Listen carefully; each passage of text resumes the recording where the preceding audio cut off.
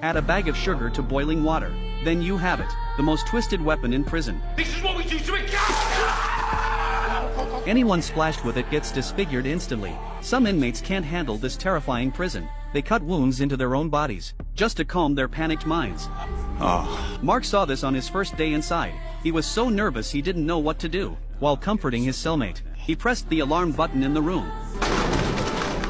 Fully armed guards rushed in quickly. They dragged away his panic-stricken cellmate by force. This scared Mark out of his mind. 2 days passed and his cellmate never came back. Jess from the cell across suddenly barged in. He took his cellmate's bag of sugar. Mark stood up for his cellmate. He reminded Jess he shouldn't take people's things without asking. When he saw Jess throw sugar water in his enemy's face, Mark realized he had messed with the wrong guy. At mealtime, Jess straight up stole his chicken. Mark said nothing. When Mark was waiting in line to use the phone, Jess suddenly grabbed the phone away. Everyone around just watched coldly. Mark tried to grab the phone back. Give me the phone, I'll snap you, Joe. Mark didn't want to make things worse, so he let it go. Back in his cell, he found his cellmate had returned. That night his cellmate swallowed all his hidden pills. Mark noticed he was convulsing. He quickly pressed the emergency bell.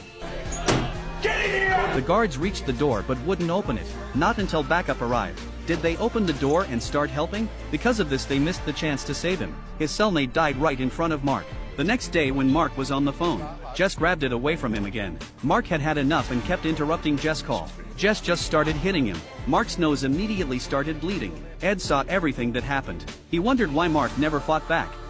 I'm a teacher. An inmate named Luke found Mark. He asked him how to write love letters to his wife. Mark happily agreed to help. He even taught Luke how to write. Mark made his first friend in prison. One day Mark went to see Ed, the prison boss. He asked him to teach Jess a lesson. Ed said teaching Jess a lesson would be easy. But what about when others came after Mark later? Hearing this, Mark suddenly understood. Ed taught Mark boxing for self-defense. Mark felt more confident. At mealtime, Jess spit in his food again. Mark didn't stay quiet this time. He put down his tray and turned around. He punched Jess right in the face. The two instantly started fighting. Mark held his ground against the attacks. Then he found his chance and bit the guy's ear. Jess' screams brought the guards, but Mark didn't let go until he bit off a piece. From then on, all the inmates looked at Mark differently.